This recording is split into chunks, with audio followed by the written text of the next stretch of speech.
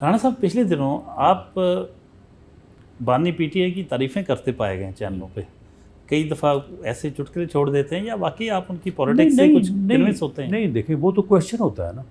مثال کے طور پہ آپ کویشچن کریں کہ جی آپ کہتے تھے کہ یہ 2 دن جیل نہیں کاٹے گا، بالکل درست ہے، میں کہتا تھا. آپ پھر کہیں گے جی اب اس نے جیل کاٹ لی ہے تو میں کیا کہوں کہ نہیں کاٹی. میں نے کہا کہ بھئی جیل اس نے ٹھیک کاٹی، اب اس کو 1 سال سے اوپر ہو گیا ہے، اور ہم بھی جیلوں میں بڑی دفعہ گئے ہیں، بڑی دفعہ رہے ہیں، اور میرا یہ بالکل فارمولہ ہے کہ جو آدمی 1 سال جیل کاٹ لے اس کے بعد وہ پھر 5 سال بھی کاٹ سکتا ہے، اس سے زیادہ بھی کاٹ سکتا ہے. رانا صاحب تو بات یہ ہے کہ آپ کی لیڈرشپ جیل کیوں نہیں کاٹتی؟ وہ کاٹی ہے، لیکن وہ پھر بھی ڈیل کر کے کہیں نہ کہیں کسی نہ کسی شکل میں چلے جاتے ہیں. بھئی سیاست ہے نا، یہ دیوار سے ٹکر مار کے جو ہے وہ سر 2 ٹکڑے کرنے والا کام تو نہیں ہے نا. آپ کے خیال میں اگر عمران خان پولیٹیکل ڈیسیجن لے تو کیا اسے فوج کے ساتھ ڈیل کر لینی چاہیے؟ فوج اس کے ساتھ ڈیل کرنے کو تیار نہیں ہے، ورنہ وہ تو چاہتا ہے، وہ تو آج بھی اس کوشش میں ہے کہ اسٹیبلشمنٹ اس کے ساتھ ڈیل کرے. وہ کہتے ہیں میں تو نہیں کرنا چاہتا، لیکن اسٹیبلشمنٹ اس کے ساتھ ڈیل کرنے کو، اس کی وجہ یہ ہے نا کہ دیکھیں اسٹیبلشمنٹ نے جب پہلے اس کے ساتھ ڈیل کی، اسے ایک پروجیکٹ کے طور پہ اپنایا، اسے کامیاب کروایا، اسے وزیر اعظم بنایا. اس وقت تو انہیں اس کے متعلق معلوم نہیں تھا، اب تو اس کے پاس ہر چیز موجود ہے. ایک فارمولہ اب جو دیکھیں نا، 2 دفعہ تو کسی سوراخ سے کوئی ڈسا نہیں جاتا. اب اسٹیبلشمنٹ اس کے اوپر اعتبار کرنے کو تیار نہیں ہے. اب اس کے لیے ایک ہی راستہ ہے کہ وہ اپنی برادری کے ساتھ، یعنی پولیٹیشنز کے ساتھ، سیاسی جماعتوں کے ساتھ بیٹھ کے رولز آف گیم طے کرے، اور طے کرنے کے بعد دیکھیں اگر جب وہ بیٹھے گا نا پولیٹیشنز کے ساتھ، پولیٹیکل پارٹی، کوئی نہ کوئی حل نکل آئے گا. اب دیکھیں کتنی ٹینشن تھی کہ ہم نے اس کے خلاف عدم اعتماد کیا، اس نے ہمیں امریکہ کا ایجنٹ قرار دے دیا اور کہا کہ جی انہوں نے میری حکومت ختم کی ہے. اس کے باوجود اس نے جب لانگ مارچ کیے، شارٹ مارچ کیے، کوئی کامیابی نہ ہوئی، پھر اس نے جو ہے وہ اسمبلیاں توڑ دی. اس نے کہا الیکشن کروائیں. ہم نے کہا کہ نہیں، ہم نے اس طرح سے الیکشن نہیں کروانے. آئین کا تقاضا یہ ہے کہ الیکشن سارے اکٹھے ہونے چاہیے. 2 صوبوں میں پہلے الیکشن ہو جائے گا تو پھر نیشنل جنرل الیکشن تو بے معنی ہو جائے گا. اس دوران آپ یاد کریں کہ مذاکرات ہوئے تھے، ان کے بھی 3-4 لوگ تھے، ہمارے بھی تھے. مذاکرات میں ہم نے یہ سوچا کہ چلو اکتوبر میں ہے الیکشن، چلو ہم 1 مہینہ پیچھے آ جاتے ہیں، سپٹمبر کے شروع یا اگست میں الیکشن کروا دیتے ہیں. ہمارا یہ خیال تھا کہ یہ مئی پہ اڑے ہوئے تھے، یہ کوئی میرا خیال فروری مارچ کی بات ہے 2023 کی. تو ہم نے کہا کہ یہ تھوڑا آگے آ جائیں تو یہ اگست -+ جو ہے نا الیکشن ہو جائے. مذاکرات ہوئے، مذاکرات میں طے ہو گیا کہ میرا خیال ہے جولائی کا آخری ہفتہ یا اگست کا پہلا ہفتہ. تو ان کی جو ٹیم تھی انہوں نے کہا کہ جی ہمیں خان صاحب سے پرمیشن لینے دیں تو باقی یہ ٹھیک ہے. اگر وہ معاہدہ ہو جاتا تو پھر الیکشن ہونے تھے، یہ نہ 9 مئی ہوتا، نہ یہ باقی سارے معاملات ہوتے. وہ جب خان صاحب کا انہوں نے کہا نو کمپرومائز، نو ڈائلاگ، نو ایگریمنٹ. رانا صاحب جیل نے کیا عمران خان کو کچھ سکھایا؟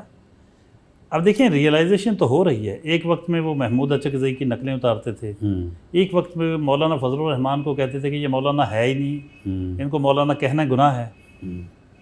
ادھر وہ اب جیل جانے کے بعد ابھی وہ محمود اچکزئی کو اپنا پریزیڈنشیل کینڈیڈیٹ بنایا.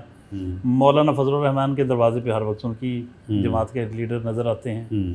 تو کیا آپ سمجھتے ہیں کہ مستقبل میں ایسا بھی ہو سکتا ہے کہ وہ مسلم لیگ نون اور پیپلز پارٹی کے ساتھ بھی ہاتھ ملا لیں؟ اس طرح کے وہ یو ٹرنز جو ہیں وہ تو لیتے رہتے ہیں، لیکن بنیادی طور پہ جو سیاسی فلسفہ ہے، جس طرح سے میاں نواز شریف نے 21 اکتوبر کو جب وہ پاکستان تشریف لائے تو بہت بڑا جلسہ تھا لاہور میں، پورے پاکستان کی نمائندگی تھی، پوری قوم سن رہی تھی، لائیو جا رہا تھا۔ تو انہوں نے کہا کہ میرا 40 سالہ سیاسی زندگی کا نچوڑ ہے کہ ملک جس صورتحال میں اس وقت آن پہنچا ہے، سب سے مراد political parties plus judiciary plus establishment, سب کو سر جوڑ کے بیٹھنا چاہیے اور ملک کو اس دلدل سے نکالنا چاہیے۔ اب بھی صورتحال یہی ہے، ہم کوشش کر رہے ہیں، اسٹیبلشمنٹ ہمارے ساتھ سیم پیج پہ ہے، جوڈیشری بھی اب کو تھوڑا بہتر ہو گئی ہے، سیم پیج پہ آ رہی، سیم پیج پہ آ جانا چاہیے میرا خیال ہے۔ جوڈیشری جو کو سیم پیج پہ ہونا چاہیے، جو پیج کو پھاڑنے کے درپے تھے ان سے کوئی تھوڑا جو ہے وہ بچت ہو گئی ہے۔ تو اس میں کوئی 26ویں آئینی ترمیم کا رول ہے؟ بالکل رول ہے۔ اور کیا اسی لیے لائے تھے آپ؟ جی بالکل اسی لیے لائے تھے، جو ایڈونچرزم ہو رہا تھا وہاں پہ، جو آئین ری رائٹ ہو رہا تھا، جو وزراء اعظم کو گھر بھیجا جا رہا تھا، جو 58(2)B آئین سے تو ختم ہو گئی لیکن جوڈیشری نے جو ہے وہ اس کو زندہ رکھا ہوا تھا، تو وہ ساری چیزیں جو ہیں وہ 26ویں ترمیم میں پارلیمنٹ کی بالادستی کو انشور کیا گیا ہے۔ تو یہ سیم پیج پہ اگر پولیٹیکل پارٹیز بھی آ جائیں ساری، تو میرا خیال ہے کہ یہ سفر جو ہم کہتے ہیں کہ جی کم از کم 2-3 سال لگیں گے، یہ خدا کی قسم 6 ماہ میں سفر طے ہو جائے۔ پی ٹی آئی کے سوا سب تو سیم پیج پہ ہیں، تو آپ کیوں ضروری سمجھتے ہیں کہ وہ اس کے بغیر گزارا نہیں؟ نہیں، سارے نہیں ہیں، ان کو لے لیں، مولانا فضل الرحمان تو وہ بھی گلہ کرتے ہیں کہ ہمیں، وہ بھی ان کا بھی گلہ ہے، پھر بلوچستان کے جو نیشنلسٹ ہیں وہ بھی ہیں۔ تو بہرحال اس میں اگر بڑی پارٹیز آ جائیں تو پھر ان کا بھی آنا آسان ہو جائے گا۔ تو پولیٹیکل پارٹیز اور پولیٹیشنز میں جو ہے وہ سر جوڑ کے بیٹھنے کی ضرورت تو ہے۔ یہ کیا وہ جو پولیٹیکل پارٹیز یا بلوچستان کی پارٹیز، ان کو آپ کیوں نہیں انگیج کرتے پھر؟ جی ان کو انگیج بالکل کیا ہے، لیکن وہاں کے مسائل ہیں۔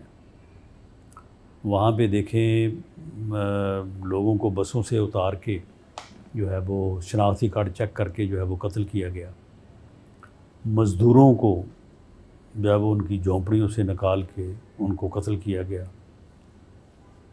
اب ان کے خلاف جب ایکشن ہوتا ہے تو پھر وہ کہتے ہیں نا گندم کے ساتھ جو ہے نا وہ گھن بھی پس جاتا ہے، اور وہ جب ایسا ہوتا ہے تو پھر مسنگ پرسن کا مسئلہ آ جاتا ہے، لوگوں کے خلاف جو آپریشنز ہیں ان کا مسئلہ آ جاتا ہے، اس میں فورسز کا اپنا موقف ہوتا ہے، وہاں کے لوگوں کا اپنا موقف ہے۔ یہ سارے مسائل جو ہیں یہ ان کو بیٹھ کے طے کرنے کی ضرورت ہے، اور یہ قومی سطح پہ کنسنسس ہونا چاہیے۔ بلوچستان کو اس سٹیج پہ لانے کا ذمہ دار کون ہے؟ دیکھیں جی بلوچستان کو اس سٹیج پہ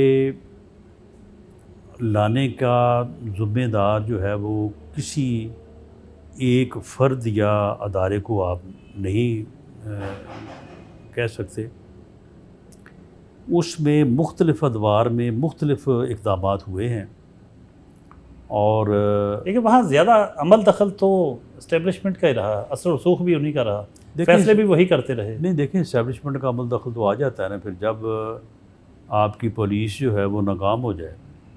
اب کراچی میں آپ کی پولیس ناکام ہوئی تو پھر رینجرز آ گئے،